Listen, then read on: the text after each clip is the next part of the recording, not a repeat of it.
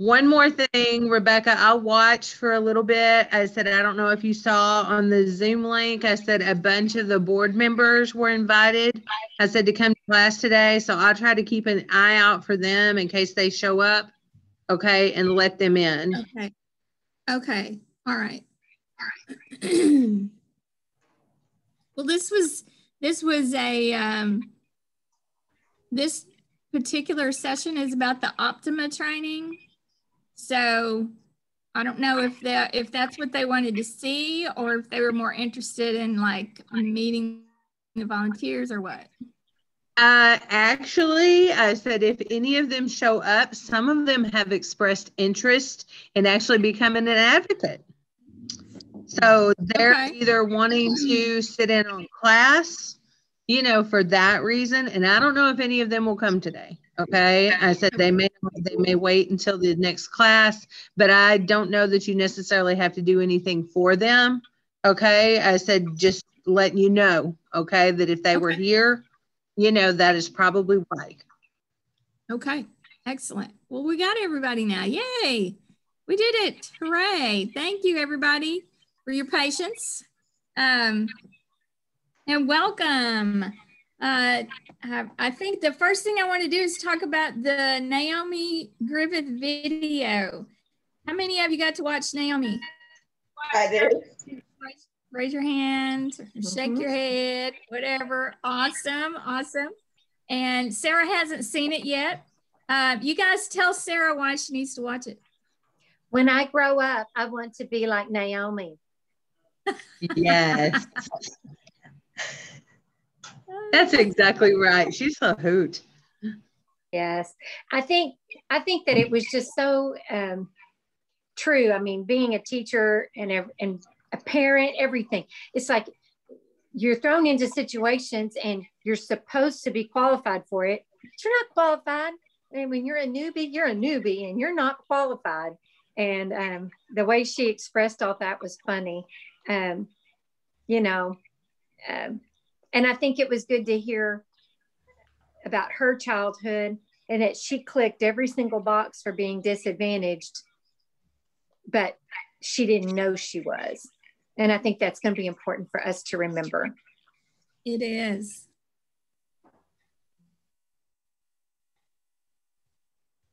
Yeah, anybody else thoughts about Naomi and that whole presentation and the message there? I like the idea of see with your heart, and then your mind will follow. You know, I like that. I wrote that down. I like that. Mm-hmm. Yeah. So our former educators among the group, were you able to relate to what she was saying about every child in that classroom has a different family and you don't really know their history? Did that bring anything to mind for you? Maybe a specific situation you were in that really applied? There was a time once when the kids were testing, and it was a group of kids that was really struggling academically. And as I looked around the room, there were only like 3 kids that lived with their mama and daddy. And then there was like the next 50% of them lived with only one parent. And then I had about 25% of the kids that didn't even live with a parent. And it was just a moment that I thought, wow, this is really significant to why these kids are struggling like they are. You know. I have had situations before where based on the kid and just a couple of conversations with parents, I made a judgment to only learn later that my judgment was incorrect. And I thought about that while I listened to Naomi, because I thought, I did not listen with my heart to this family. I listened with my mind, and I was proven incorrect. You know, I had, so that I really thought about this family several times listening to Naomi. Okay.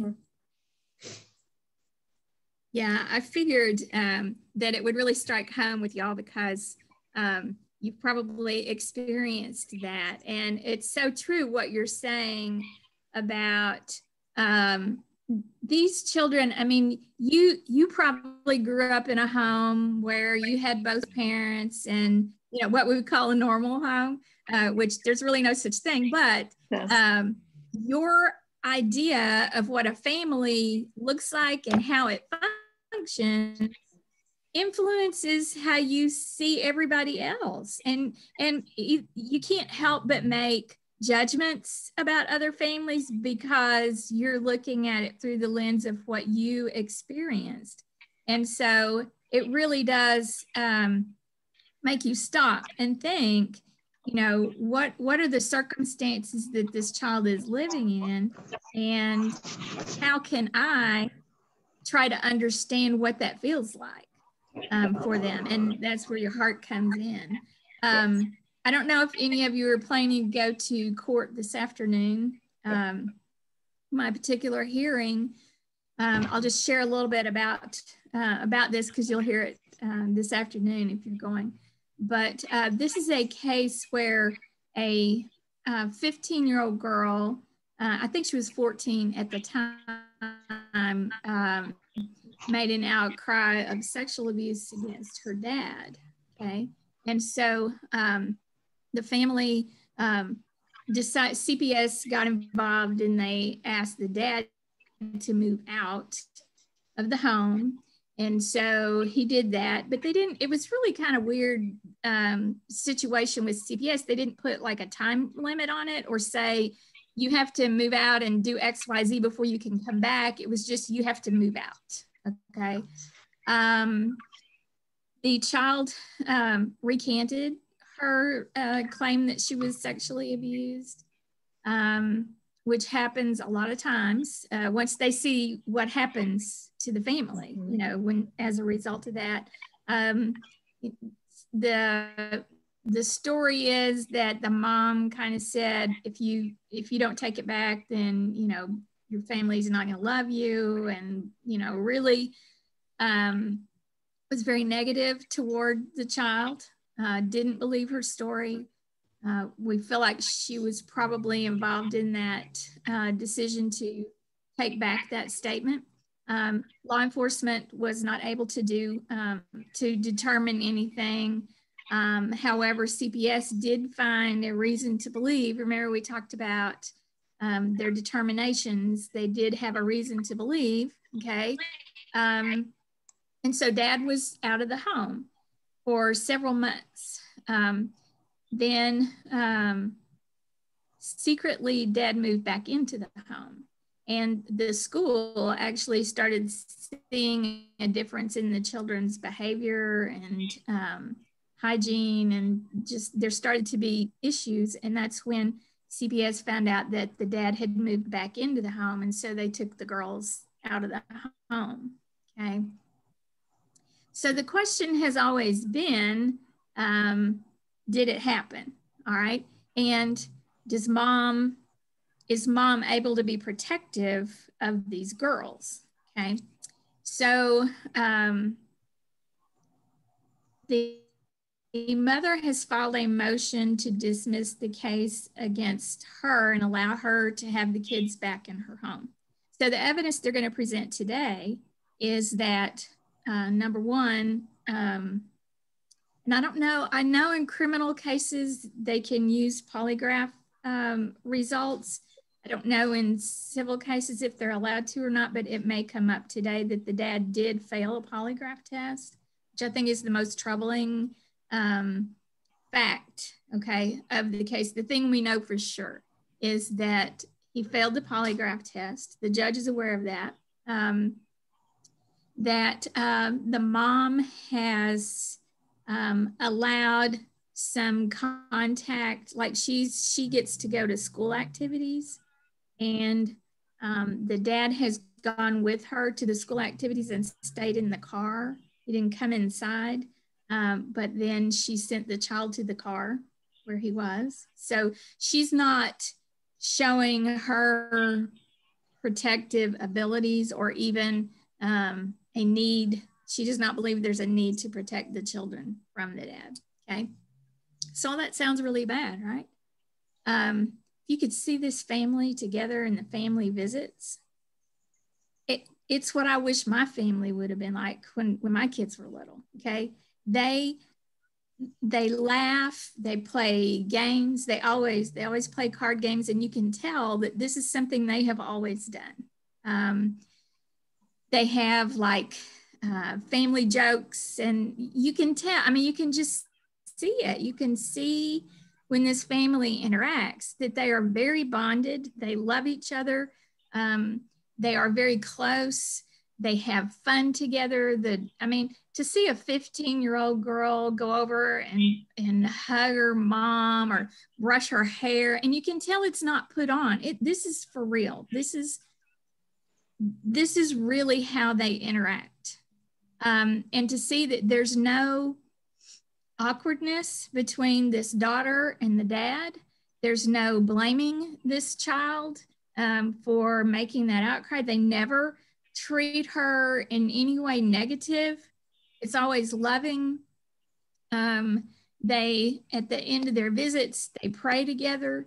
Sometimes they'll listen to a gospel song before they go. They talk about school. They talk about church. They talk about other people in the family. I mean, it's just, you look at it and it's like Naomi said, you can see the bond that this family has, and you can see how much they love each other. So it's a really tough situation.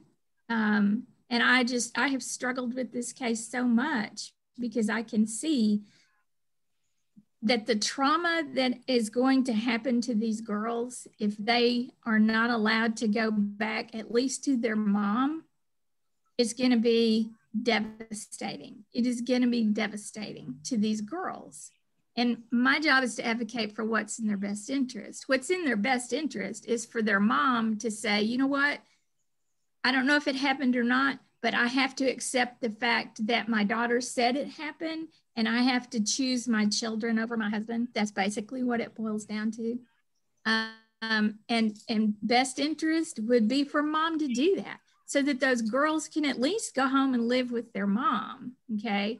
And if there has to be some kind of supervised visitation with dad, well, that's not ideal, but it's better than nothing. It's better than losing both parents, right? So, the issue is getting mom to admit that it's possible it happened, and to say we can't be together as a couple anymore as long as our girls are in the home, and we have to make a life, for ourselves. She's not willing to do that up to this point. And I think we're 8 months into the case. So we're pretty far along. It kind of reminds me of the mom on the Harris Price. You gotta get it. You gotta understand what you need to do, and you gotta do it, right? We're not there yet with mom, and it's way into the case. And it's just breaking my heart for these girls, because I can see how much they love their family, how much they love their mom and their dad. And I really don't want to see them never get to live with either one of them again. And so that's kind of what the hearing is about today. Mom's motion to dismiss and allow the girls to come live with her. And CPS is going to present all the reasons why why they don't believe mom is ready to have them, and she won't protect them from dad. And then also the judge had ordered the dad to do like a sex offender assessment. And he didn't go to the doctor that the judge ordered him to go to for that assessment. His attorney arranged for him to have a different assessment with somebody else.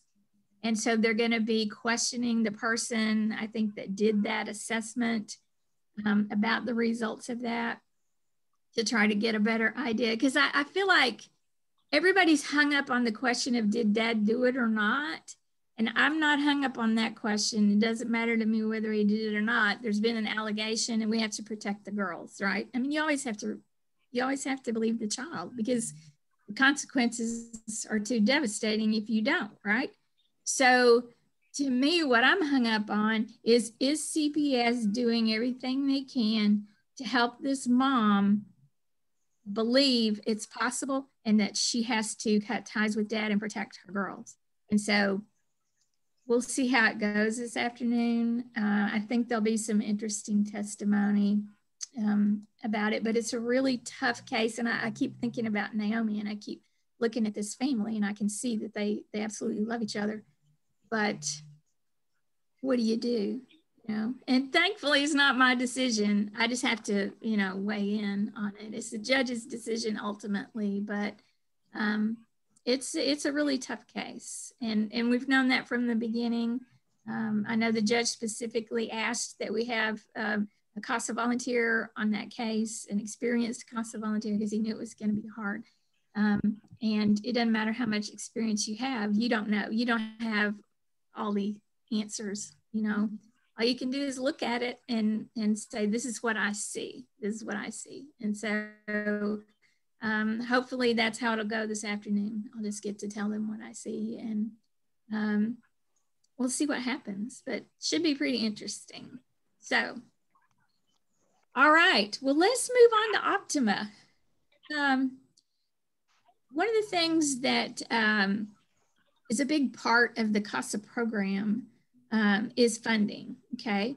Because we are a nonprofit organization, we receive grants from the state of Texas, and they actually come from the Attorney General's office. And the reason for that is that although not every case of child abuse is, there are criminal charges, it's not always a crime,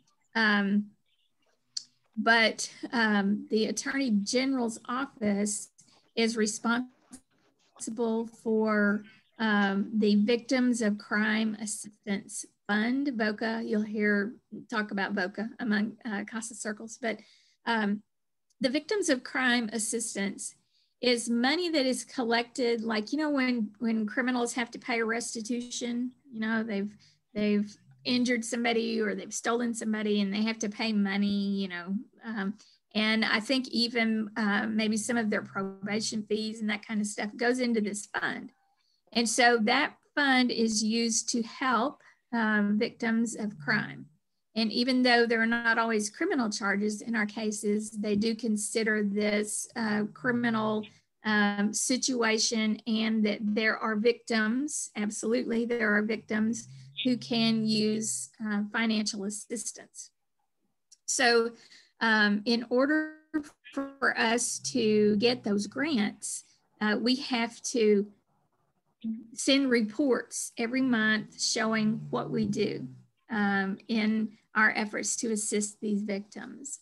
And so that entails keeping a record of how many hours you spend working on your case and how many miles you travel.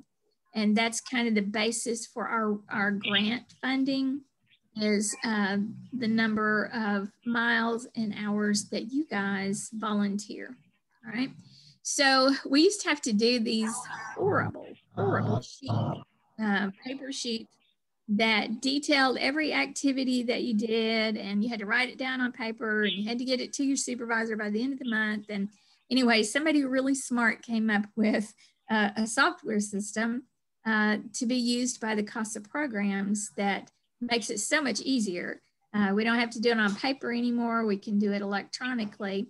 And then the CASA staff can run reports from the software that tells them not only how many hours and miles our volunteers donated every month, but also what their activities were. How many times did they visit their child? Did they communicate with the attorney for the children? Did they communicate with the caseworker, with their CASA supervisor? All of those requirements that you guys have to do, this is a way for them to track that. And they might, usually it's only when there's an audit coming up, but they might contact you and say, hey, I don't see any contacts with the attorney for the child. within the last 6 months. If you've contacted them, can you go in and put that information in? So they're kind of keeping tabs on whether or not you have met all of the requirements of the Casa guardian ad litem in their role. Okay, and we've talked about that before, seeing the child and all those things. So each of you should have, is there a question? Oh no, it's a child. So each of you should have received your login for the Optima from Don, and I believe it's your first initial dot last name, and then the temporary password is 123456. So did everybody receive their Optima login information? I see a couple ahead. I see no's. Okay. All right. So I'll have to make sure that Don gets that information to you. You don't have to have it this morning. I was just going to let y'all kind of practice logging in, but you don't have to do that. I'm going to show you on my screen how Optima looks and how it works. So let me share my screen with you.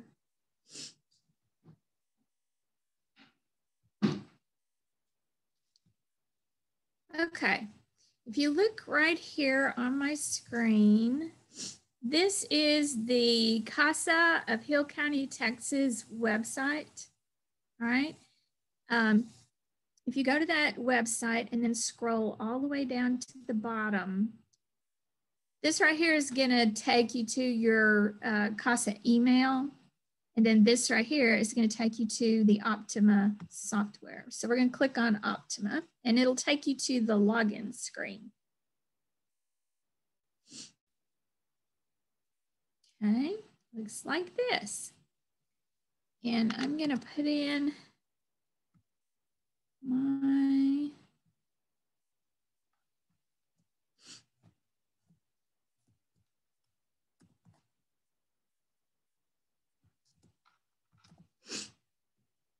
password and log in.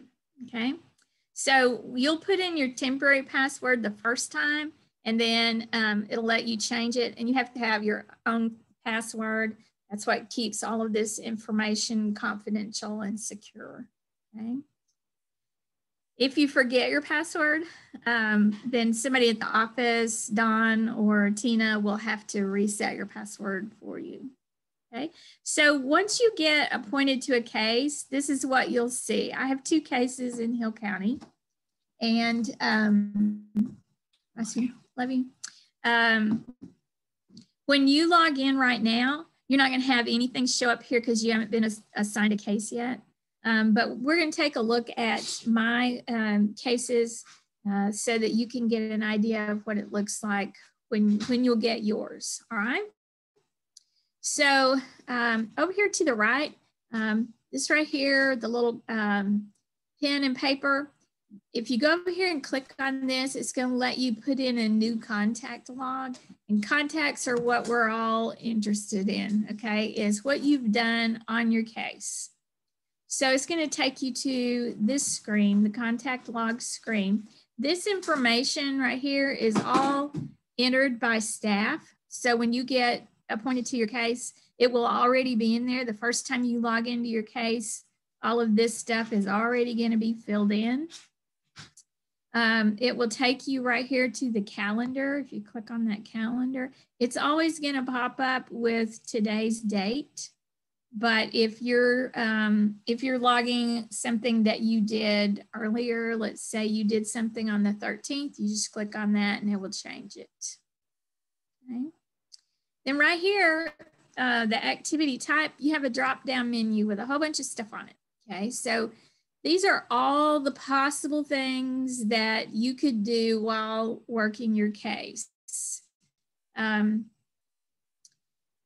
That's pretty self-explanatory. Case supervision, that could be like if you were like reviewing records or something like that, or reading the temporary orders or something, contact with the Casa supervisor.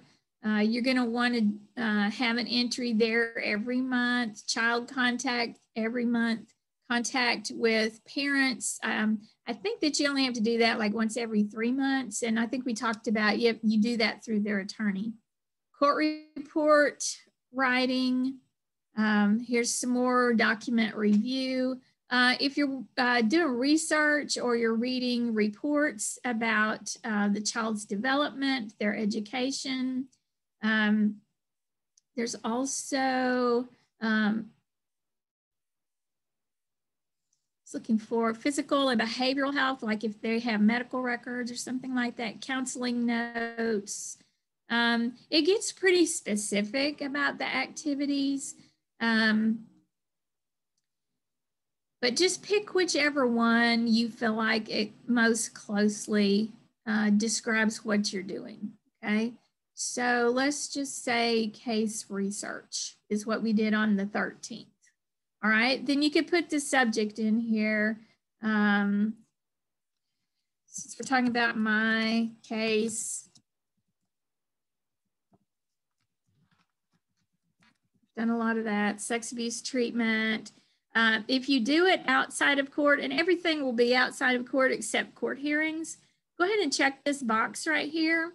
Right now, they don't do any reports on how much of our activity is in court and how much is out, but at some point they may need to. So if you can go ahead and check that box, that'd be great.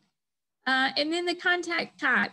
So if you're communicating with your supervisor, attorneys, caseworker, whatever, you may be using any of these: email, in person, written documentation, phone, text, or virtual. So in this situation, we're doing case research. I would choose virtual, okay? Then you're gonna put how many hours you spent with this activity. Let's say you spent a half an hour. If you have any mileage, put that there. If you don't have any mileage, just go ahead and put the 0. I think it requires you to put something in there. So just go ahead and put the 0. Let's say you go and visit your child and you take them to lunch or something, okay? You can enter your expenses here. This is primarily just for your own records. You will not be reimbursed for expenses unless it's something like you've talked to Don about you have a child that needs some clothing or something, new shoes or something. And a lot of times the Casa program has funds for that, to pay for that. They don't want you to pay for it yourself.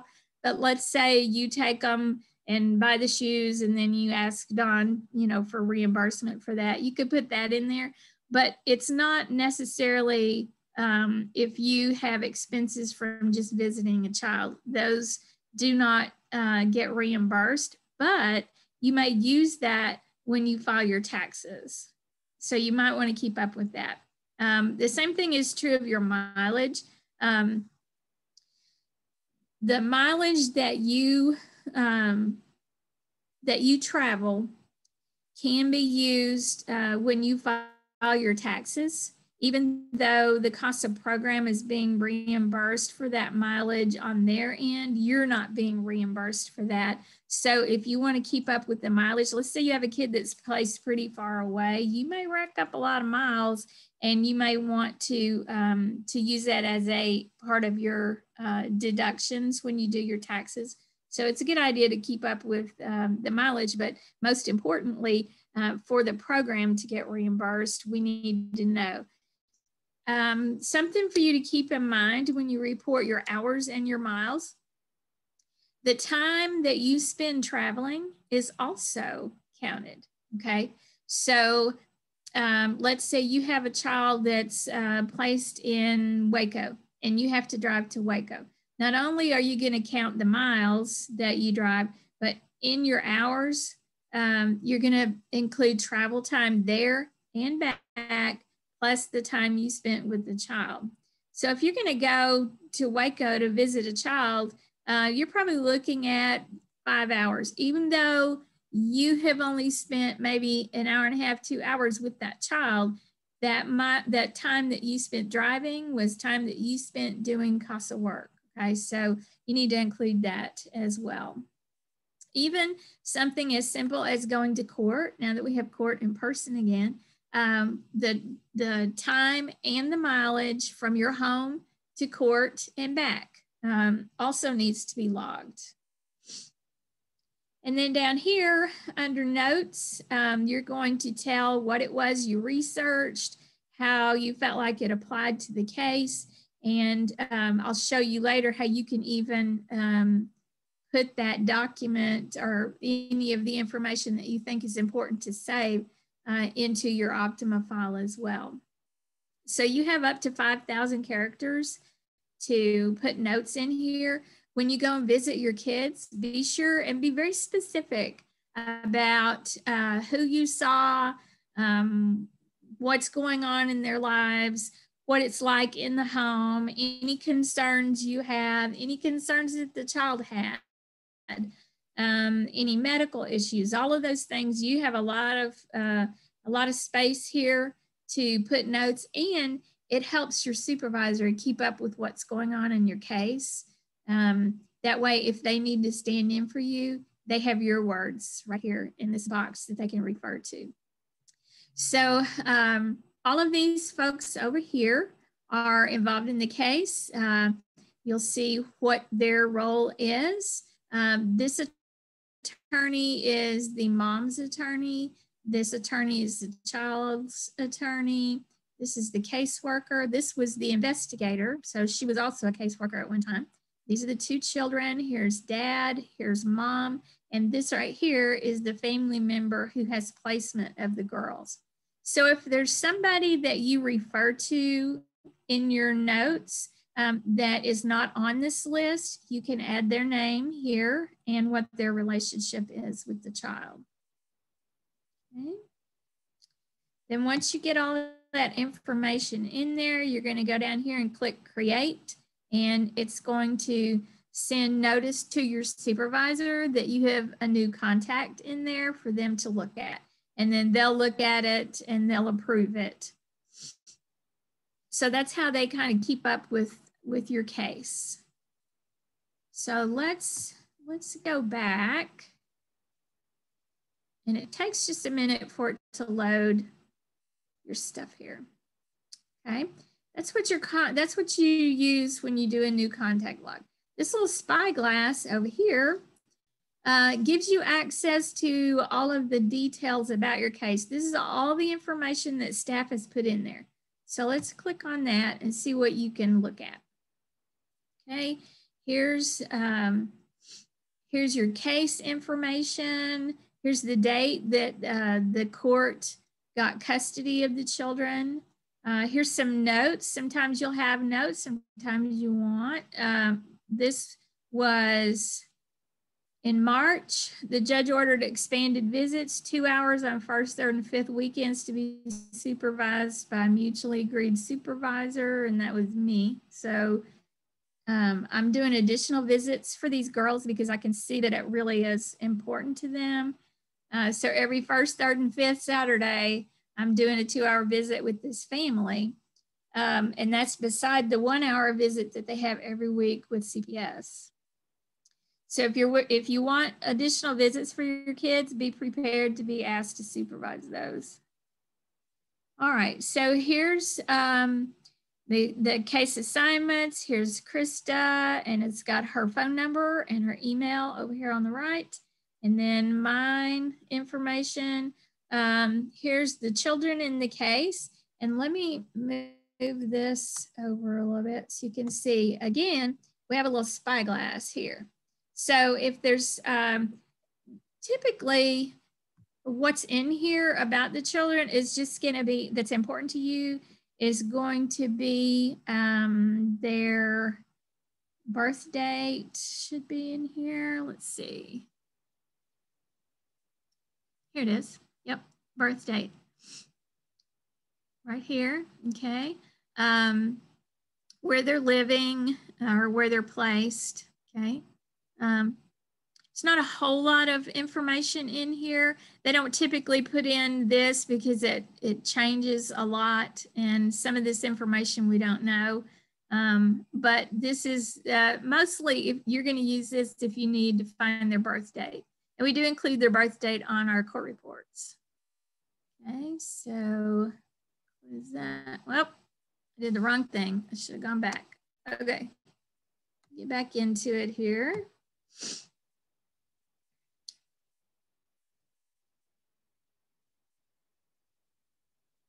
Any questions so far? Yep. It's really easy to use software. Okay, so let's move down to current placement. It has the contact's name and phone number right here on this page. If you need the address, you just go over here. My placements. Here we go. Just go over here and click on this, and it will give you the address and when they were placed there. Okay. So anytime they have a new placement, staff usually puts that in there, and then you'll have access to phone number and address for that new placement. All right, so here's all the contact logs on this case. If you want to look at just your notes, okay, say something happened and you're trying to remember when it was, you can go and just look at your whole list of your notes, okay? And you can use this when you're doing your court report if you need to copy and paste some, because like this one's really long. If you needed to put some of that in your court report, then you can cut and paste. You don't have to type it over again. But that kind of helps you to, let's see, contact type. It has the date right here. Okay, the date. All right, any questions about that? Pretty simple. So in addition to those contact logs, there's other stuff on here that you're going to be interested in. Okay, associated parties. Let's take a look at that. And again, you're going to see the caseworkers and the attorneys, and this will have contact information for them right here. So if you need the attorney's phone number or email, if the Casa staff has that, they will have entered this in here, and you can go straight to that to get their contact information. Documents, let's take a look. Under documents, you're going to have all the legal documents listed here. Here's psychological evaluations for the girls. I have a lot of emails in here because I like to do that. I like to make a copy of the email and upload it in documents in my file, so then I can find it easier. Because you can see there's a whole lot of stuff here, and it'll even add pages as it needs to. Down here, the petition for protection, the original petition, there's a copy of that in there. There's also going to be the affidavit. Remember, the affidavit is where it tells you why the kids were removed. It also tells you about the history of the family, any involvement with CPS in the past or criminal activity. All of that's in the affidavit. So typically when you get appointed to the case, that's the first thing you're going to want to look at is the affidavit on that case. The original petition, let's take a look at that. You probably have a sample document in your training manual as well. When you want to view a document, it will come up here, and then you can open the file. And here's the original petition. So this is the legal document that CPS prepares to send to the judge at the beginning of the case when they're asking for TMC, temporary managing conservatorship of the child. It will have the identifying information in here about the family members, birth dates, addresses, that sort of thing. Okay.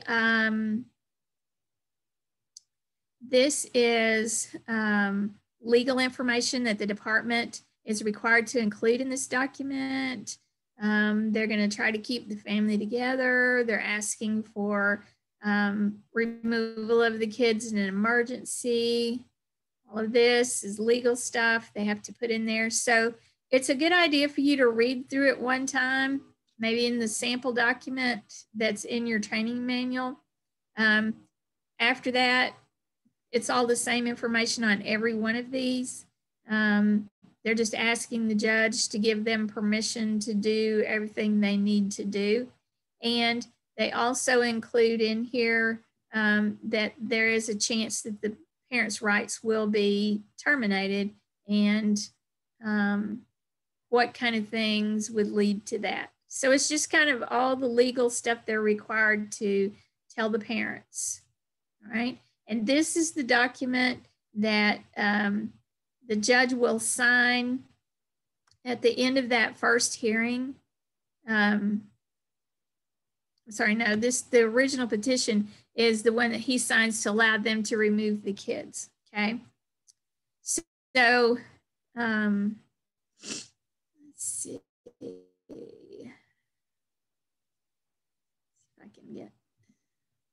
I can get over here to this. Let's see. I hate moving all this stuff around on my screen. Okay. All right. So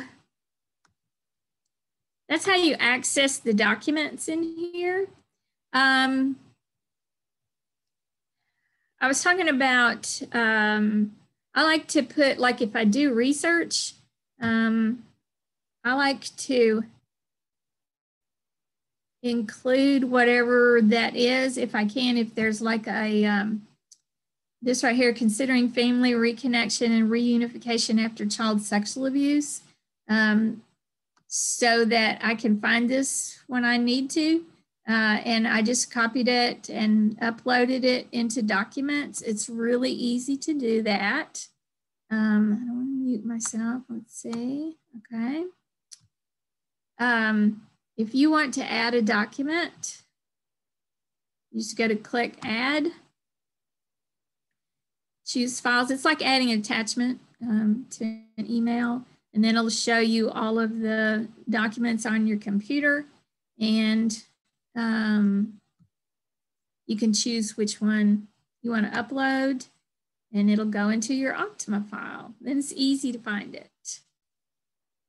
Okay. So that's documents. The next one you're going to care about is hearings. Okay. Your Casa staff will load the hearings into your Optima. Okay. So I have a hearing today at 1:30.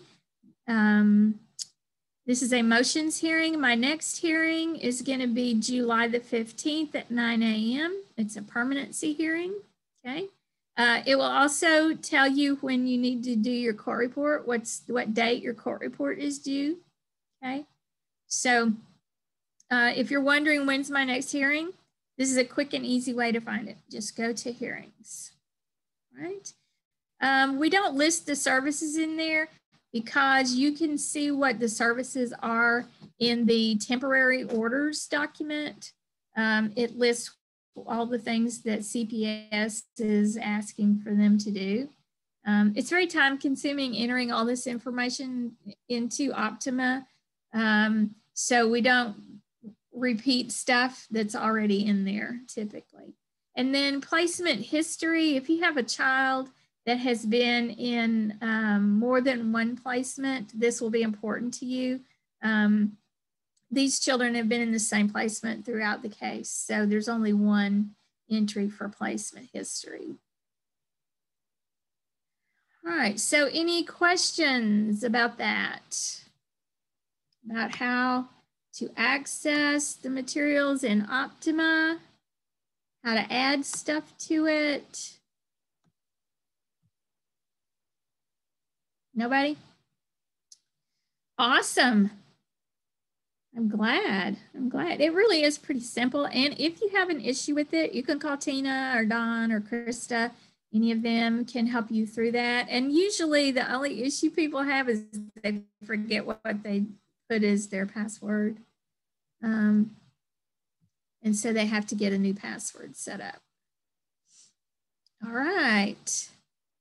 Very good. So have they sent you your Casa emails yet? Your email addresses? Yes? Okay. And I see Tracy says she hasn't gotten hers yet. So I'll let Tina know that not everybody has gotten their Optima login or their Casa email. The Casa email, it's important for it to be to where it can't get hacked. And so a few years back, Texas Casa made it a requirement that every program have a separate email address, and it's through Office 365. And if you haven't got, I think you're going to get a link that's going to include everything that you need to be able to access that email. But anytime you are corresponding about your case with Casa staff or CPS or attorneys, you always use that email. Don't use your personal email, okay? And Don can give you guidance if you're having issues with that. I can't because I'm not the techie person at all. So Don can help you if you have issues with your Casa email. You won't get spam on your Casa email.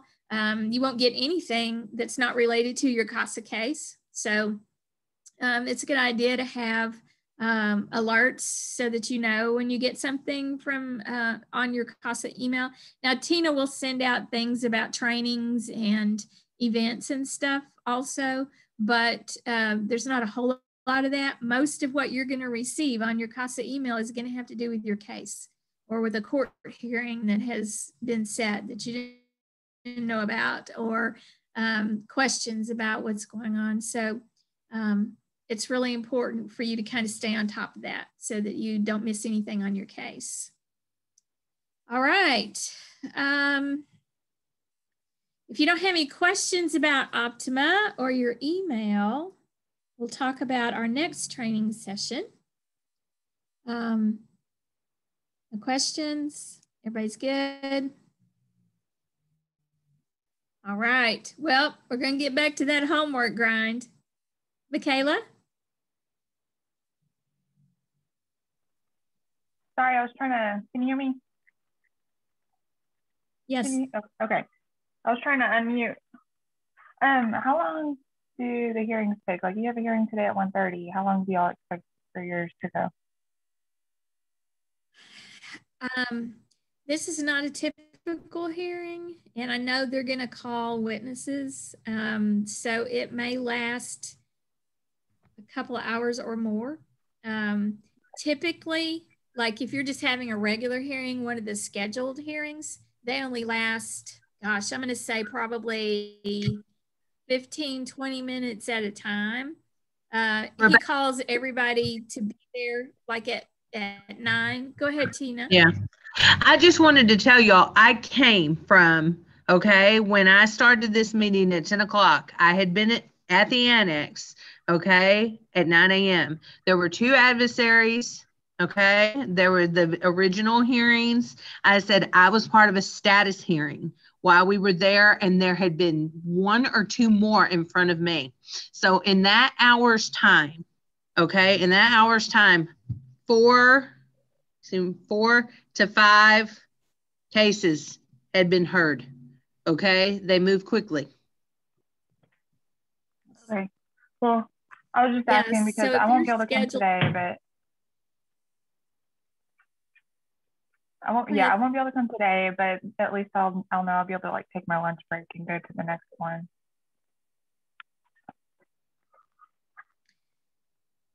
And typically the cases are all scheduled at 9 o'clock. So like if you have a case, even though you're not the first case on the docket, you need to be there at 9 o'clock. Because like Tina said, they move really fast, and sometimes he'll skip one and then yours comes up even sooner. So, and I think it's typically either 9 o'clock or 1:30, because they, that's the docket times, okay? And they schedule multiple hearings at the same time, and then they just go down the list. So you might, if you're the last hearing, you may be there for an hour and a half, 2 hours before they get to your hearing, but we're kind of at the mercy of the court. You know, they don't wait for us.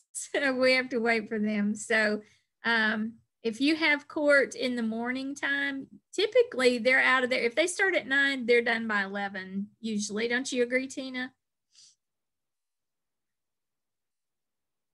Yeah, they're usually done by 11. Definitely. And that's what I say. Maybe in the year's time that I have been going to court, okay, every time, I said I've seen 2, okay, out of that year's time that went after lunch. Okay, so we just don't have that kind. It's not impossible, okay, but as a rule, it's not the usual, okay? Right. So if you come this afternoon, that's not a typical hearing. Don't anticipate that all hearings are that long. They will not be. This is a special hearing. So with witnesses, anytime they're calling witnesses, it's going to take a lot longer because everybody has a chance to ask questions, and you know it takes a while. So if you just want to see like a regular hearing, this afternoon is not the one you want to come and see. Teresa. And so if we're going to go today, we get there at 1:30, and where would we go to? Tina, explain to them where we're having court. Yes, that's what I was going to say. I'm over here going, okay, what's the address? For all of you who are familiar with Hillsborough and Hill County, it's at the annex. It's not at the actual courthouse. I said it's actually, for you who've been here a long time, which none of you may have been, it used to be the old Perry's building. You go get your driver's license renewed, it's in there. Okay, that's the annex. It's on Covington.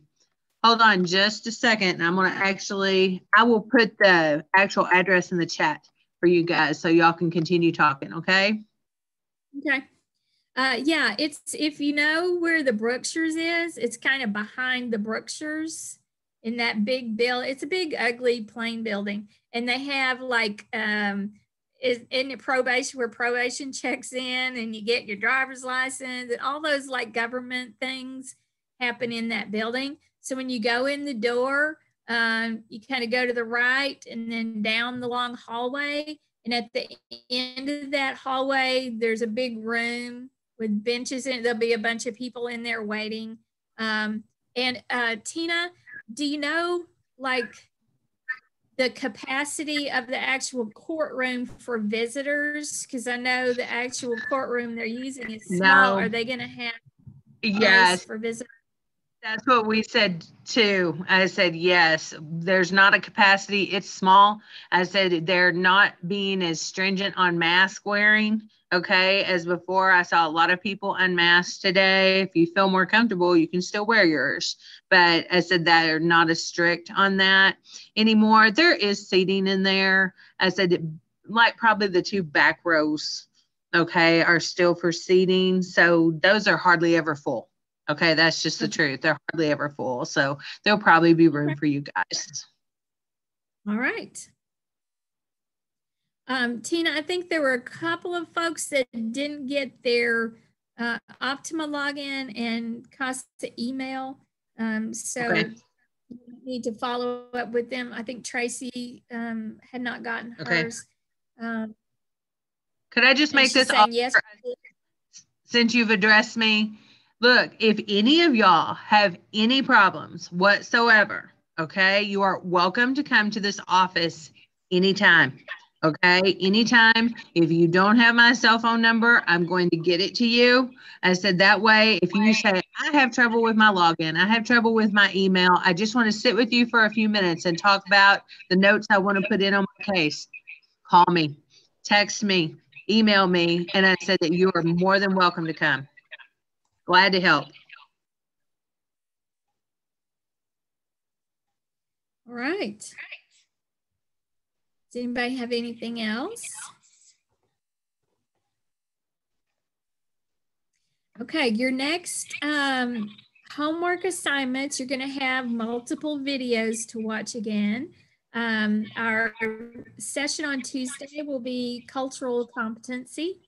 Please watch those videos if you can. And one of the things that I really encourage you to do, one of the assignments is to do the spent game.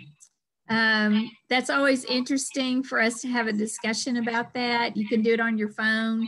It's fun. It's a fun activity and very eye-opening. And it's helping you to see what life is like for people who are having financial difficulties, which most of our families are. But it really has some interesting situations that you have to make decisions about how to spend your money. So play the spent game for sure, and try to watch all the videos that are going to be included in the email that Tina is going to send out. There's not quite as many as there was for session 3, but I look forward to having a lively discussion about cultural competency. And then you guys are almost done. You only have one more week, 2 more classes. So great job, everybody. Yay. Very good. All right, questions, concerns? Nope. All right, well, Tina, I think we're done.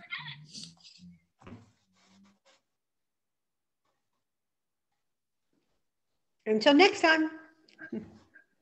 Okay, Hey, those of you who will be in court this yes, for you that are going to be in court today, I just wanted to tell you guys, I said, and I don't know, Rebecca may have addressed it with you guys already, but I'm going to tell you, y'all have made it through the hardest part. This week is the hardest part of class. I said, so if you have made it this far and you're like, I don't think I know anything, you know more than you think, okay? And I said, seriously, if you persevered this far, you're going to make it. One more week. Keep up the good work. All right. Bye, everybody.